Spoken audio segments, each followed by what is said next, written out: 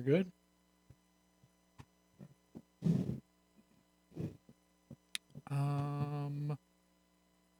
good. T-minus 10 seconds to lift off. We are go for podcast.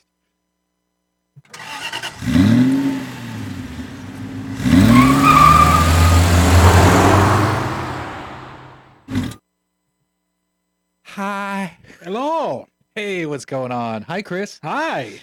It's been a while. It feels like it's been a while. It's been a few weeks. Yeah. Because I had John on last week. Gross. Yeah. I've actually still got the video to give you on that one. I hadn't done that yet. Yeah, I don't want to see his face. Nobody. Who wants to see his face? No, it's Klein. I'm just kidding, Jonathan. Thanks for filling in for me, buddy. Hello, everybody. Welcome to episode 292 of the Hooniverse podcast. We're gonna have to make plans for 300. I know. I bring that up at the end. I've been saying that the last few podcasts. But yeah. Most likely, just go back to Four Sons, but stay tuned. We'll see. Yeah, we'll stay tuned for that. So, regular podcast this evening, which means we have a bit of news. And first up, we have the delightful. I'm supposed to make that full screen. Oh, that is full screen. That is. I just didn't make it big enough. Oh, yeah, in your face. The car I'm showing to those of you watching, it's an Aston Martin Vantage, but it is a special Vantage because Aston Martin is bringing back the manual gearbox. See, I thought that was a Hyundai Sonata for a minute there. Go fuck yourself. This is the Vantage AMR, and it is getting the 7-speed dogleg gearbox. It's a limited edition. They're just going to build 200 of them. You don't get more power, but switching to this gearbox drops 209 pounds. I can see that. Yeah, and then they retune the suspension a little bit. Of the 200, the last 59 examples are a special version called 59, and it references their 1959 24-hour Le Mans victory, hence this color scheme, the lime and the green. Mm-hmm. That's the livery they wore. So, I mean, that's pretty badass. I saw an interesting take on Twitter about this. People are already asking Bozy how this could possibly be adapted to work in Mercedes with Mercedes engines. Right? Yeah, potentially. So that's kind of interesting. That is a badass machine. There's other photos of it here. Here, I'll switch back over. It's the proper color for an Aston in that it's British racing green. Right. And then, so the lime is aggressive, but it doesn't matter. I think it works here. What? It's kind of like the last one that you brought here to my old place with the dog leg in it, and that it's got the mallard scheme, as I'm going to call it. Yes. It's green and yellow. Right. With a little bit of yellow lipstick on the vent. And, yeah. They like this color a lot, and I don't blame them, but it's a reference to the just that old victory, and they've won that color on their race cars and stuff. So it's a great color. I mean, it was apparently now we're gonna get the FRS in that color too as a limited run thing. Really? Because they were only gonna release it in Britain, and then everybody raised a stink about it, and now we're getting a British racing green FRS, which that's cool. It looks quite striking. GT86. Or whatever you want to call it. FRS is dead. Whatever you want to call it. So, I know allergies. Now switching gears, no pun intended. Witty. Our old pal John Hennessey has cooked something up. Yeah. So that is a Velociraptor Ford Ranger, and it is faster than a stock F-150 Raptor. Well, it's smaller and lighter, and I'd imagine so. And it has more power now because he reworked the engine. I don't know what is under the hood. I don't know if he just beefed up what's in there, but I do know whatever is in there now makes 360 horsepower and 440 pound-feet of torque. That to me sounds an awful lot like it's still running a variant of the Focus RS motor. Or the other one was the 2.7. I don't know the 2.7 architecture. Yeah. I don't know if that's in the same family or not. No, the 2.7 is the Ranger though. Right. So I don't know if but what I'm getting to is I don't know if the 2.7 is of the same architecture as the other Ford 4 cylinders. I got you. You know who I just thought of as could potentially make a dope ass Ranger? Who? Mountune. Oh, Mountune will almost certainly go that way because they don't have cool cars to work on anymore. Yeah. Right. Ford really. I know what you're saying, yeah. But I've been to their shop 2 or 3 times in the last few weeks because they're next door to 1552. Yeah. And I was like, no, they have tons of cool cars. I'm like, oh, I see. Yeah, what you're saying. Ford gave them, to use the Queen's English, a royal dicking. Right. Yeah, Ford. there was a lot of promise there with the relationship with Ford because Yeah. they've been a big tuning partner with them in Europe for better part of 30 years. Right. And Ford basically is like, yeah, come to the US, do all this stuff. And then they're like, oh, by the way, that rug, we're going to need that pulled out from under you. Yeah. Yeah, that's funny. So that truck though, it has a stage 1 suspension, which gives it a 4-inch lift. It's wearing BFG KM2 tires, which are the mud terrain tires. 0 to 60, 4.9 seconds, which is plenty quick for a truck like that. An off-road truck too. All in price, what do you think it would cost? With John, Yeah. 90,000. 65. Okay. That's including the truck. Well, it'll be 65 and then another 30 grand in legal fees to get your truck back to you. They said they're only going to build 500 of them, which is not true because if he had 1,000 hand raises, He couldn't build 500 if he wanted to. Not just but maybe at that price he can. no. You don't think so? No, as an organization, they're too fucked up to make it happen. Okay. They could do 20 of them or 30 of them. Yeah. But to be very blunt, I'm gonna John's tell Twitter we're live streaming, by the way. John's a friendly guy, and I had him, do TST with us a bunch of times, Right. and we got along well enough. But I can't give that guy any more screen time with the amount of bullshit that goes on in that business. Okay. Just in terms of, I'll never have him on another show because it's just, there have been so many dirty practices and so many people I've personally talked to that have seen dirty things go on in there. Right. That it's a crooked operation, in a lot of people's eyes, and I can't endorse it. Sure. No. Do they build fine. some cool stuff every now and then? Yeah, but Yeah. for the most part, they're just buying bolt-on parts from everybody else. Right. Okay. Yeah. No. I agree with. Sorry, not to No. stick on it The too truck long. is cool though. They can build some cool stuff, Right. but so can you if you buy the same parts they do. Well, not me, but other people can. I would blow something up. Directions and time and patience, you could do it. Right. Now, moving on to the third bit of news. We don't need a picture for this one. Okay. Q1 sales, numbers are done.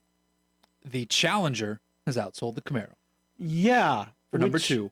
I don't know that I fully understand that. Other Well, than Did you know, but in 2018, the Challenger outsold the Camaro? Camaro was 3 in 2018. yeah, which blows my mind because I know you love the Mopar stuff, but objectively, the Camaro's the best chassis out of the three. It's the best chassis. It's the best driving car Yeah. out of all three of them. But I think you look at how old the average buyer is, which is Yeah. older than us. Like on average, the average new car buyer is older than us.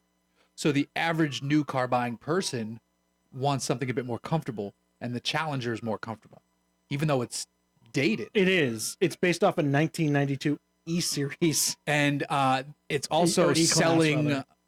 a bit of nostalgia. Like, I could have had a Cuda, or I did have a Cuda back in the day. This is the same thing. Yeah, I mean, and I could get it. Like if you're more into is the LX platforms, like the Charger to me makes a certain degree of sense because it's the fastest sedan you can buy short of a CTSV.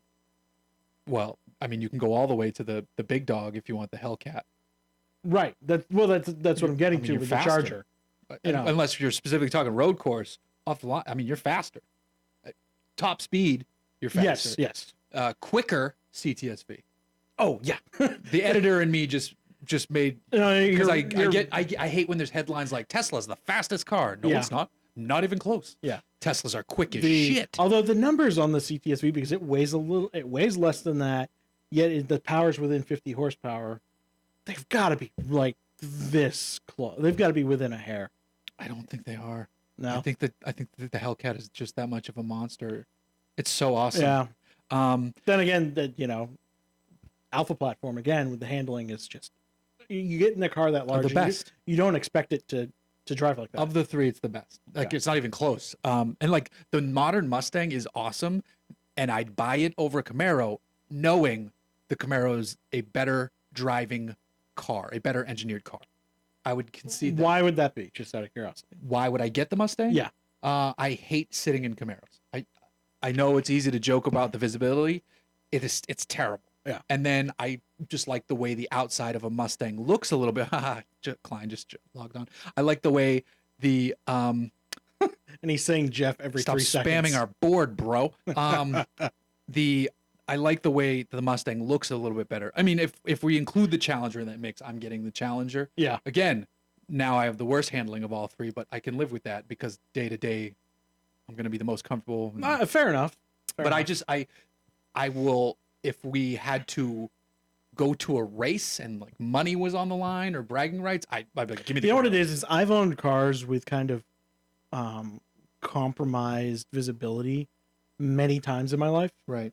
So to me, that's one of those things to where I'm like, yeah, but you get around that real quick. Yeah. You know, short of driving at, through the slit in the Sherman tank. Right. I think I'm cool with it. The pillbox, but it's funny because my Yeah. two daily drivers are because they're older. There's so much glass and light comes in. Yes, but there's no structural No, integrity to the no. roof whatsoever. No, the Montero's fine, ish. But yeah, I get what you're saying for sure. So Did Andrew buy one of those too, Montero? Andrew's had one. Andrew Okay. Collins. Yeah. He had one before I had one. But our friend of the show, Lynn Woodward, who works for Kelly Blue Book, Mhm. she just bought a 2-door. Yeah, we had Which Lynn is on great. in SEMA. Right. She just Yeah. bought one. She Yeah. consulted me before she bought it. Okay. So Montero gang is in full Lynn, effect. if somehow you see this, you're always welcome here, of course. Yes. Okay. So the Mustang, just for the numbers, Q1 Mustang is the king still at 16,917. Challenger did 13,431. Camaro did 12,083. So it's close. So but they're not. It's not like it not by ran like away thousands, but within what was that, 800 units? no, it's more than that. It was like 1,400. Oh, still, whatever. It's But it's but- crazy that because the FCA platform's so old, but they're still crushing it. well, the FCA platform alone is 14 years old. But again, that goes back to an E-Class, I believe, from 1992. Right. So that's a 27-year-old chassis. And also in 2018, of all three, the Mustang and Camaro both had sales dips year over year, and the Challenger was the only one to increase. Yeah. So I mean, it's crazy. Well, the new vehicle market is softening up quite a bit because I think we're on the precipice of Unless you're selling an a economic Challenger. Unless you're shit show. selling a Challenger. Well, I mean, you don't see that many younger people buying Challengers. It's Unless they're in the military. frankly old guys. That is the go-to military. Like, oh, I'm making a paycheck and I don't have to pay to live somewhere. Hellcat. So next up, last bit of news. Corvette has set the reveal. They already did the reveal date. They've already revealed the date when the C8 mid-engine Corvette is coming out, but now the area has been Which, announced. for those of you that can't see the screen, that's July 18th of this year. Yes, and now the event, the reveal event, is happening in not Detroit, not Bowling Green, but Orange County. Well, let me put it this way: if you were doing a press event, if you were GM's marketing manager, would you rather be in Kentucky, Detroit, or beautiful Southern California? Yeah, I know, but I don't know where in Orange County they're going to do it. All I know is that it's in Orange County. So like Could be like El Torito or Disneyland. something. El Toro. Yeah, El Toro. It could be El Toro. I was thinking like, I mean, I don't know. I wrote down Disneyland, Angel Stadium, or the beach, and obviously it won't be the beach. I don't think it'll be. They may do it at Disneyland. Irwindale too. That's not Orange County though. This says specifically Orange County. Yeah. So and also, don't go to Irwindale. There's no history, for that there. I think You got an invite. El Toro is an interesting choice. You got an invite, and if anybody from GM is watching, I need an invite because you guys didn't send me one. I just thought of another option. Down in Orange County, we have the giant blimp hangars. Goodyear, yeah. Well, no, that's not Goodyear. They're the old military blimp hangars that are now Oh. used for television commercials and shit like yeah, that. yeah. Could be there. Could be. They film a lot of shit in there. So I don't know. I'm adding that to the list. That makes a lot more sense. Either Yeah. way, it'll be interesting. It's a big launch. I mean, the Corvette launches are always a big deal, especially with this one. This is the biggest vet launch, period. Yeah, I agree with mean, that. It's the biggest change they've ever made to the platform. Right. We'll see what happens. I mean, this It'll is be easily interesting. the biggest change since the C5. Because C4 to C5 was a big change because went to the transaxle in the rear, a lot of things changed in that layout from the C4 to C5. But we'll see. Other big news today is the Cayman and the Boxster are going to get electric variants in 2022. I saw that. That could be very interesting. Yeah. I don't see any reason why that would be a bad idea. Can you think of one? No. I can't see a reason. Just weight and cost, but it's Porsche. They won't f those cars. I have a feeling those cars up. Porsche's running towards a future where the only gas cars are going to be the 911s, and that's probably only going to be like the GT3 options. I think the 911 range will hold out for a while. It'll be the last bastion of it. Because the Macan, we already know is going all electric. Right. The Taycan is obviously electric. Taycan. Seats Taycan. Yeah, the Taycan, although the Taycan, what's the hatch version of the wagon version? I can't remember what they're calling it. Oh, they already have. I don't even know.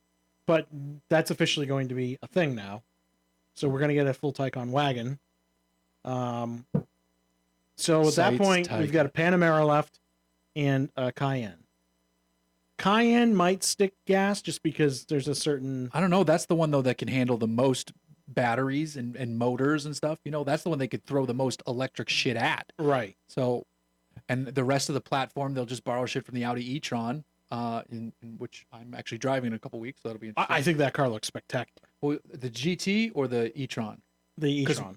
Because one's an SUV looking one, and one's like an S7 looking one. No, the S7 looking one. That's the e-tron GT. Okay. Yeah, that's the Tony Stark one. Yes. And don't say anything about Endgame because I haven't seen it yet. Neither have I. And if anybody spoiled it in the comments, I would smash Chris's laptop and then have to buy another laptop. I've only seen part of the first Avengers movie. I haven't seen all of them subsequently. You need to get your shit together, massively behind on all of that shit. Okay. Yeah, you need to catch up. Yeah. I've just got 10 years of movies to catch up on. Fucking hell. All right, that's interesting. Good for you. Good luck.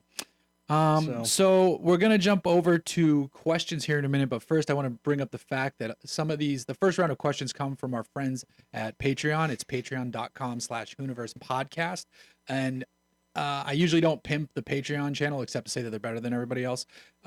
So the first thing I want to say is that we're working with BlipShift to get those folks a discount code, which is kind of cool. That code is coming out soon for them. And then speaking of BlipShift, we've been having some fun t-shirt designs with the BlipShift guys, and our latest one is over up on the BlipShift site. You want to show that to them. So this is called Dark Side of the Hoon. Here, zoom in on that. This is a design I've wanted to do for years where, obviously it's a take off the Pink Floyd logo, and it's just kind of a fun look for the shirt. So that's just our newest subtle one. Too. It's not like it has a big brand name. No, blazoned across it doesn't actually say Hooniverse on it at all, which is our part. And then I'm going to show you guys the partner store so you can see the other things we have in there. So these are some of the other shirts we have. Just a general, logo tee. There's stickers.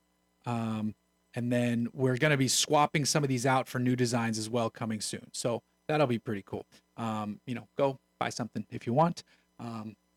Should do our heads on Terrence and Phillip bodies.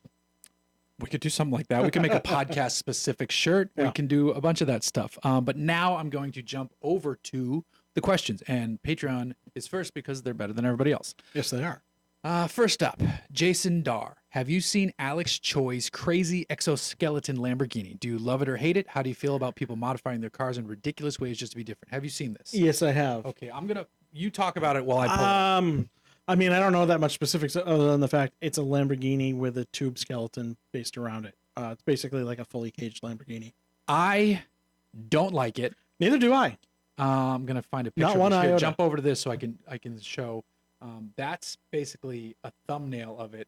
So it's kind of like he wanted to do a safari/rally thing, but they just added weight and stupidity to it. So I don't like it at all. So I don't love it. I don't ever want to say this person shouldn't modify their car however they want. So, people are talking about it. Go do you. It's your money. Have fun. I don't like it, but I don't hate that he did it. Maybe that's a good way to say it. I don't think he ruined a car. Let me put it that way. That one might be ruined. Well, no, but it's just everything he did, it looks like it'll come off just fine without having done irreparable damage to the car. So I don't really knock him on that front. It's not like he destroyed it. It's just not to my taste and clearly not to your taste either. There you go. That's fair. That's fair. I'd have more issue if he chopped up the body panels and everything on it, but You didn't. I don't know. I almost think that'd be more interesting, like actually hacking body. See, I almost think it'd be more interesting because if he took a bigger risk rather than like, let's make a dumb, useless, heavy cage on the outside and then don't lift it or give it rally tires. Like it just, I don't get it. Right. So yeah, I think I don't know. Yeah. If you want to watch good Lambo rebuilds, it's not for me. Tavarish, Sam Crack, And B is for build. and well, Goon Squad. The Goon Squad guys are really good. Yeah. They're these two kids. I think they're from Tennessee. Tennessee. And they just take on rebuilding, basically exotics and things like ZL1s and Hellcats and stuff like that. And they do really good work. So yeah, all three of them, like the Goon Squad guys, like they're newer in the game and they're kids, and they got I don't really love the name of them, but yeah. they're clearly nice guys. They're on top of making videos, and the quality of the work they're doing is quite good. Right. Okay. Interesting. So check them out. Second question from Dina Honda. Bought my wife a set of wheels and tires for her 17 Subaru Impreza wagon. BFG G4 Sport Comp 2s, and she's complaining they are really noisy when driving. Today I heard her coming down the streets. Is this normal for these tires, or did I get a faulty set? Not too happy with them. I mean, those are really aggressive tires. Yeah, so, I had them. I love those tires. Yeah, that could just be the tires. Those are like, that's like probably too much for a daily driver, to be totally honest. It almost, unless you push too hard. Unless she's really aggressive. Yeah, that's like a autocross tire or something. That's a I go to track on weekend tires. Yeah, that's too much tire for that car. So I'd say I don't think you bought faulty tires. I think you just bought the wrong tires for the wrong application. Those are fantastic tires, but on a daily driver, it's not really necessary.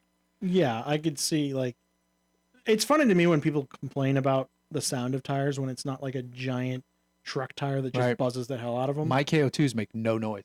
It's great. Yeah. We'll talk about my Montero in a minute. But at the same time, like, it's one of those things, if they're brand new, like, give it a week and you may not even notice it anymore. Right. Yeah. Yep. It's like living next to an airport. At a certain point, you just tune it out. Sure. Okay, Twitter questions. Greg at Superset Greg. This will be your favorite topic. Thoughts on the new updated Teslas? Good for them. Extra range. They're great at the range thing. I don't have a problem with the tech in the cars, with some exceptions related to branding of said tech. The range and all that stuff is fantastic. They're pushing the market forward, which is a valuable thing. Yes, I totally agree there, even though high-level automakers would never agree with that, which is dumb. Yeah, but none of the other makers would have made this a priority had Tesla not come into the market. Not this early, right. Right. So, I mean, they're fine. I just, yeah, they're fine. There are problems with panel gap and shit like that, and they're slamming them out as fast as they can. And yep. It was like Jason Fenske's video when he got his car. He was showing stuff off, and I'm like, this is ridiculous. Yeah. But that said, I also saw a comparison Top Gear magazine in the UK just did of the M3 versus the Model 3 Sport, and they did it at Thunder Hill out here in California. Right. And the Model 3, in everything except drifting feel, the Model 3 smoked the M3. So, well, there you go. It wouldn't be my choice as a sporting vehicle, but the numbers don't lie. So many of them on the road. We have a super chat question from Ben Rife. Thank you, Ben. What 80s era shitbox car would be a fun, cheap rally car project that's not a Mustang or Camaro? Brat. Okay, that's a good. You had that shit ready. I was gonna say like a Dodge Colt. Potentially. Because it's so light. You Plymouth can lift Laser. it up. I think someone out there right now is rallying a Daihatsu Charade. That would be cool. Charade. I think a Golf would be perfect. They weigh nothing. But I think a Brat may be interesting because I think a lot of newer Subaru stuff you could wedge it in there. I think there's some stick it in tight carryover with some of that stuff. Yeah, wedge it in. We're going rallying. Greg on You're gonna Twitter, wedge it in the little Brat. We're going rallying. Oh God, no, don't. Yeah. At GJ Allen 8. I always want to say, what's his name? GG Allen. GG Allen. He's just gonna throw shit at us. Any experience with the Buick? From New Hampshire. Yes, I know. Any experience with the Buick Regal wagon? There are heavy discounts on them due to lack of sales. They're not selling because it's bad. They're great. Yeah, I sent Brad his way, and Brad answered a bunch of questions because Brad has one. Brad has a Touareg, so he They're already great. answer those questions well. I like this question from our friend Josh Ostrander, who's been on the show a bunch, including the last episode we did while driving. Who has the worst Twitter takes? Because we were arguing about this in the car. And so the actual worst Twitter takes are the financial advisors pushing Tesla stock. I've only ever blocked one person on Twitter just because I didn't want to see their shit on my timeline. Everybody else, it's fair game. And I think it was Greg Wester. I just can't. I couldn't do it anymore. So I blocked him. Those takes are the worst, but the ones that we were joking are bad. So let me preface this by saying I love Bradley Brownell. He's a friend. He's a great guy. He's a good writer. He's got a nice fleet of cars, a friendly wife, a lovely dog. His Twitter takes are fucking atrocious. And I let him know that when he delivers them. So sorry, Brad. And yes, Klein, you too. Yours are terrible There's as well. an obvious answer to worst Twitter takes. All of them? Trump. Oh, well, yeah, okay. That's an easy answer, though. That's But an easy one. amongst people, like, we actually kind of know who they are. Speaking of Twitter takes, I'm going on an event. Do you know who Frederick Lambert is? Or you're not on Twitter anymore? No, I literally participate in no social media. So Frederick Lambert is one of the main two guys behind the website Electric, which just sucks the dingus of Elon Musk and Tesla. Mhm. He's going to be at a drive event that I'm going to be at, and I'm so excited. And somebody said, so now finally Elon Musk has turned on him on Twitter, which is so weird. Mm-hmm. And he said something in a tweet recently, like, it's obvious to everyone, Fred, hello. So someone in the Hooniverse Slack was like, you need to go up to him and say, Fred, hello, or something like that. But I don't know. So I've never met the guy though, whatever. There you go. I don't know. You know, he might be nice like Scotty Kilner. Oh God. God. I keep getting advertisements on YouTube from like he's buying ad space. That guy's the worst. Yeah. Rob at Neo XXT. $18,000-ish weekend/track car. C5 Z06 or 2011 Mustang with PP. I mean, Z06 is going to be more capable. yeah. It's just got a more. I mean, yes, it's old, but like The double C5 wishbone, though is a monster. yes, the double wishbone suspension setup on any modern vet is like perfect for track And isn't duty. that thing like 13s in the quarter out of the box factory or What something? a C5 C5 or a Z06? You're mid to high 12s. Yeah, it's crazy. And then Christopher Gatsky at CPGG. Did you get to reading the link I sent you regarding burgers when you asked about open versus closed grill? I love the non-car questions, and that's true. Also recommendations for an impractical car that will be driven daily for 1 year before a backseat is necessary. Currently own an FRS. Recommendations for an impractical car that will be daily driven for 1 year before a backseat is necessary. I mean, budget is kind of important here. Budget's helpful. Not a Z, because they need to. And you it know, sounds like if he's still looking to stay in that price range, maybe like a used Boxster or a Cayman. yeah, there you go. Cayman is a great choice. I love it. Yeah. Live and Let Diecast at LAL Diecast. I think we need an update on your diecast collection. There hasn't been any except a few Hot Wheels I buy my daughter every now and then. But there have been no new diecast purchases because all my money is going to my Montero, which I will get into in a minute. Let's see. Motoman asks, why is the sky blue? And that has to do with the way that light filters through the air and the blue light reaches our eyes in the spectrum that we can see in. I'm looking at Chris like he's like a scientist of the eyes and light. It's also Magic George. Yeah. And tried to call you a little while ago, and I'll try you again this week because we gotta talk. At Untitled Car Show, Quad 4, yes or very yes? Very yes when it's in an Aerotech making 900 to 1,000 horsepower. Yeah. Yeah. I concur. Andy the Lab at Andy_the_lab. Do you believe in the future of planes flying cars? No, I don't. That's never going to happen. No, I believe we'll get a high-speed train eventually, but I don't think it's just. I think we would get automated drone transport, but never flying cars. The public just there'd be just shit falling out of the sky. And the other thing is that at least in our lifetime, energy density is probably not going to be high enough to have electric flight. And realistically, it's going to become flight's going to get either really expensive, or it's going to get tightly regulated because of emissions. Because they spew a lot. So. Yeah. Let's see. I'm just seeing if there's any more Twitter questions. I don't think there are. Everybody's just making fun of the Sonic trailer, which they should, because that's a I haven't even nightmare. seen it, but I saw a screenshot. My God. It looks awful. The trailer's insane. So yeah, you got to watch it later. Sega on. is just, they've done a very successful job at completely destroying any brand equity they had from our childhood. Yeah.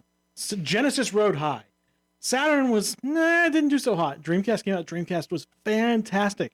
And since then, it's just been a nosedive into putrefied shit for 20 years. Putrefied shit. I like that. Quick YouTube question. Best cars you've recently driven? Just had the McLaren 600 LT. That's not too bad. I know the video is up if you're on the YouTube channel, but the Kia Telluride was that good. The Kia Telluride's really good. Yeah. It needs a V8, but it's really good. I don't want to brag, but last week I was driving around Florida in my mom's 2004 Camry. Fuck yes. Actually, the funny thing is that, Did you go to the Bob Kraft massage parlor? no, that's in Jupiter. I was all the way up by Orlando. They don't drive Camrys in Jupiter. They do, but it's a little more hoity-toity. Okay. Jupiter and Palm Beach County is a little more up there. Yeah. But unfortunately, I wasn't far from Freddie, aka Tavarish, but I was so tied up with family and work stuff, I wasn't able to make it. So next time, hopefully, we can make that happen. Yes. Yeah. So tell me about your Montero, Jeff. First, I want to dive into your fleet, just because the Montero is going to take a bit. Okay. And I want to learn about that thing on the shelf over there. Let me grab this. Someone real quick asked, do you think Acura Honda will release an NSX Type R? I don't think so. They should, but I don't think so. This is the battery that I use for my Corvette. It is made by a company called Shore-Eye, and it's technically a motorcycle battery, but it's lithium ion. So the whole thing weighs what, maybe 5 or 6 pounds? Yeah. Somewhere around there. That's not the cool thing. I've been running that for a couple of years, and it's great. The only tricky thing is with a lithium battery, if you drain them too far down, you effectively can kill them, which is bad because these are not cheap. Right. They're That's what you $200-$300 a piece, depending upon what you buy. But again, it's so much less than a lead acid battery that, like, I'm not even worrying about putting this in the back of the car because it's 45 pounds lighter than the factory battery. It's crazy how light that is. Yeah, I mean, it's like nothing.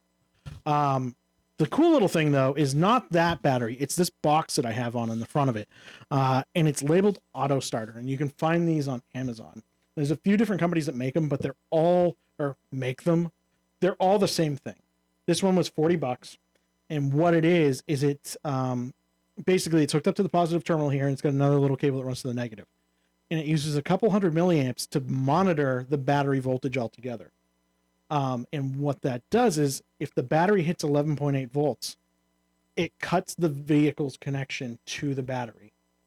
So that basically means it's protection from draining your battery to the point where it'll kill it.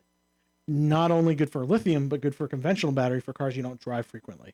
So would this also help you detect like an alternator issue and shit like that? Or no, not really. Okay. I mean, it's just That's right. your car would die the same way. It Okay. would just die sooner. Okay. But the other little thing is it has this cord that comes off of it with a little button that you run up to your windshield. And what happens is, if your battery is all the way down to 11.8 volts, that's low enough to the point where you want to start worrying about it, but it's still enough voltage that you can start a car for the most part. So you hit this little button and it turns everything back on for 1 minute. So you can crank the car over and start it back up. So it's perfect for people that collect cars or have cars sit for a long time. And they're $40 a piece.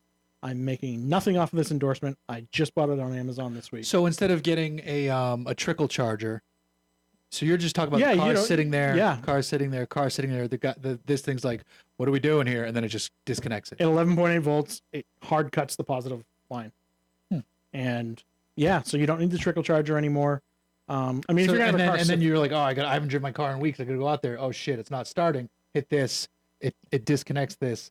There's enough juice. It fires up. Right. And then this battery will. Well, and it's got this little blue LED, and I don't know how well that's showing up on camera, but the little blue LED.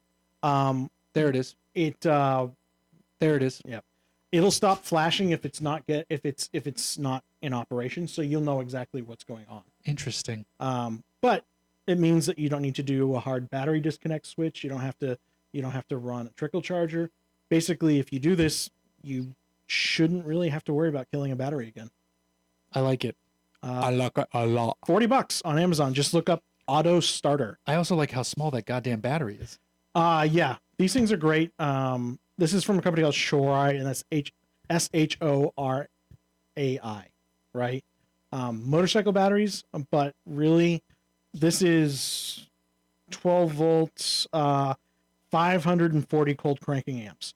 So that turns over my LS3 in the vet with no issue whatsoever. So if on a smaller motor, it's effortless. So that's my little project for the week. Very cool. I like it a lot. How's the Macan? Good? The Macan's doing something a little weird at the moment. Oh, Porsche shit. Porsche shit. Yeah. This is the first. It's under warranty, right? Yeah. Okay. It's telling me I am down 6 pounds of air in my right rear tire. It's not, but it keeps insisting I am. Okay. So I don't know. So it's not the worst sensor to have go bad. Like you're like, all right, it's a tire pressure sensor. Maybe you can just bring it in. They'll swap it a new one. I'm just gonna go ahead and I bought the maintenance tool for linking up directly to that car because of course Porsche does things slightly different. So you can't use a regular OBD2 scanner to clear codes. So I bought one. I'm just gonna go in and clear it out and see if that resolves it. I think it may have just been down one day and then hasn't recycled itself. Okay. All right. That's not bad though. Okay. So on my cars, the 114 is still for sale. I dropped the price on Craigslist to $5,750. Someone right now is trying to sell a 70 coupe for $14,500. That's it's wishful. Nicer than mine, and coupes go for more than sedans, but that's a lot for a 114 coupe. So I think your car looks better than the coupe does. The coupes are pretty dope. The coupes are here. I'll pull it up. Well, the coupes are, I don't know, and they fetch more money. Mercedes just has a long history of making very handsome sedans. Yeah, and the 114 is a good-looking sedan, but the this is a good-looking coupe. I am going to give it to the person selling it. Ran into a C63 black the other day. Yeah, those are still very, very rad. Yeah. Hold on, I'll get there. You want to jump over to this so we can get there together? Sure. Oh, come on. Where's Orange County? Wait, 1% cars and trucks. Oh, that's why. Now we do that. Great. I swear I know how to use fucking Craigslist. Where did it all go? Oh boy, does he ever. What the hell's going on? This is fun. You get to watch an old man struggle with technology in real time. I'm just going to do this. Watch. And then this is going to... I'm just envisioning Simpsons old man. So actually, that's mine right there. And then where's the coupe? Oh, shit. Oh, no, there it is. Okay. So, I mean, it's pretty sharp. Yeah. Coupes are pretty dope. And this one is in good shape. It's nice black interior, silver exterior, and it's got the Euro bumpers. So this is a nice car, and it says it only has 86,000 miles, original California car, but the AC is not blowing cold, but it is working. So that's an easy fix, or it should be. That's still, the price is still high though. The price is still high. And there's my stupid fucking car on Craigslist, which I paid money now because you have to pay money to sell cars on Craigslist. Do you now? $5. Which at first I was... You know what? I don't disagree with that. Yeah, no, at first I was real annoyed about it.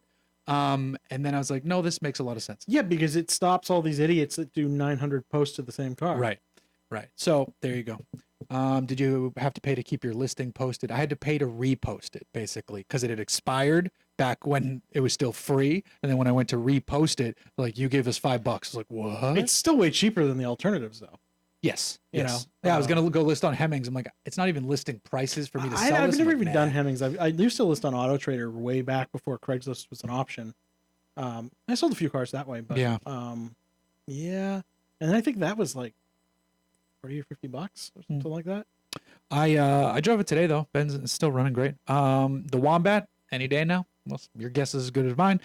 So the Montero, is it actively being worked on, or do you know? I know. I know. Okay. It's sitting in the back of the shop right now because they have to clear out a few things. So they moved to a new location. The lifts are in. The cars, the air tool, everything was being run. They're up and running. So hopefully next month. I forgot that they had actually moved location. So Montero. Yes. I find it. I know there's love for the Monteros out there, but I find it such a funny car that people are actually latching onto at this in this era and are actually actively modifying and spending money on, because it was not a car that was like beloved when it came out. No, it and the Trooper, there wasn't much love. Even to this The day, Troopers were kind of awful. it wasn't that bad though. But the Montero, this was back when Mitsubishi was cranking out some high quality shit. They went to Dakar and they won like 12 times in a row or something Yeah. with these, and the rally cars are doing good things. Can we agree? I think Mitsubishi officially went to entire shit when the third generation Eclipse hit. Is that the real like cloud shaped one? That was the one that shared a platform with the Sebring. Oh, okay, yeah, then sure. Yeah. So Montero, it's getting far more expensive than initially planned. When I first bought it, nothing was dripping, and they were doing this and that, and it was all good. Since then, we've had to fix a few things. Little things have broken, but I fixed them. It's running and driving fine otherwise. And then I dropped it off because my oil cooler was leaking. The oil cooler is on the passenger side, ahead of the radiator. I'm surprised it has a dedicated oil cooler. Yeah. It's the oil cooler's leaking, and it's enough that it was annoying me, and it's also like coating the suspension on that side. Yeah, which is annoying. Like nothing. Well, the worst is that somehow got onto the brakes. That's where it's. Really I haven't had that. That hasn't been a problem, but I'm gonna want to go in and like steam clean all that. And I just got new wheels, and now the backside of that one wheel is probably gonna need to be all cleaned out. So it's getting new oil cooler, but then it also needs new lines, which I didn't know at first. So I brought it in. I brought it to the shop because I don't have. I could have done an oil cooler, and I could have done the clutch slave because it's really easy to get to the clutch slave. I just didn't have time to do this shit. So I brought it to a shop, and I was like, well, I need the oil cooler done, and I need the clutch slave done. And then also look around, take a peek at the transfer case, see if you can find, if there are other things along the way you see, let's look at those. Maybe we'll address those as well. But the two main things are oil cooler and clutch slave. I get the call back. All right, so we got our list together, and if we do everything, it's going to be $3,000. I'm like, what the fuck are we talking about here? He's like, so it's the oil cooler. That's definitely leaking. It's your clutch slave, but it's also your master. It's like, God damn it. And we looked at the transfer case to work. And so the transfer case would be the bulk of it. Right. So there's a drip there. Just to get the transfer case down and open to look at it, you have to remove both the drive shafts. You have to remove the exhaust system. It's just tons of labor. That would have been like $1,400 alone. That's assuming they get in there and it just needs a new seal, not to be like rebuilt or something. Right. That one's just a drip. So I'm like, you know what? Leave that one alone. I can live with that. We're just going to do oil cooler, and we're going to do the clutch slave and master. So I'm waiting on that, but they're doing the lines, and they're like, well, the lines, they sent us, the parts company sent us the wrong lines twice. So we're waiting for this other guy to get back from vacation. So that guy's in there. They've tried again a third time. They can't find the right lines for the oil cooler, which if I was doing this, I would have been fucked because I wouldn't even know where to go from here. So they're going to a company to have the lines made for the truck. Yep. Which actually isn't that expensive, but my bill is creeping up. No, you just go to a hydraulic shop and they make you up, lines. though. Yeah. So this is going to be a repair cost that I didn't want to spend, and I've had a few other of these along the way, and I keep track of this stuff for, in a spreadsheet of what I've been spending. The only good news sucks. is you have to write this off at the end of the year. Yeah, that part's good. It sucks though. It's just, I don't know. It's annoying. Yeah. It's well, it'd really be one annoying. thing if, you were able to have the time to do the work and not spend a bunch of money on labor. Yeah, but I did get the wheels and tires on, and so you want to pop over here? I'll pull this up. It is, where the hell's the pic? The other option is that you could always just fly David Tracy out here and put him up for a week. Right? No, I don't want him to touch my stuff. So that's how it looks with the wheels and tires. That's actually Mount Tune behind it. Yep. That's 1552. So 1552 wheels, BFG KO2s. Is that in the back of the building? That's the back of Mount Tune and the front of 1552. Yep. I know exactly where. So that is the truck, and I like it, and I'm very happy with the way it looks right now. Yeah. It's funny because at one point when business was good at Mount Tune, that 1552 building was also going to belong to Mount Tune. Oh, really? Yeah. Yeah, it's that's what happens when you buy old cars. You play stupid old car games, you win stupid old car prizes. And Other to be than very that, clear, I'm not ragging on Mount Tune. They just get stuck in an unfortunate situation. Yeah. I love their stuff, and they're run by good people. and them with 1552 makes good sense. Yeah. I still really, really like the Montero though. So I still like the Montero, very much so. I'm actually looking forward to getting it dirty. I just didn't want to go out to drive it off road and be leaking Are oil on the ground. I didn't You, wanna be that Andrew, and guy. Lynn gonna just form a Montero group? gang? Yeah. Yeah. Also, there's a dude, Andrew at Stance Works, Andrew Ritter, who has a 2-door truck. He's had his for a few years. His looks really good on the thinner, so steel wheels and thinner tires, like that classic look. His looks really good. Yeah, I actually was thinking about organizing like an automotive journalist, just truck excursion, because there are a handful of them that, go ahead. You should call yourself the Canyon Harrows. I can't not laugh at that.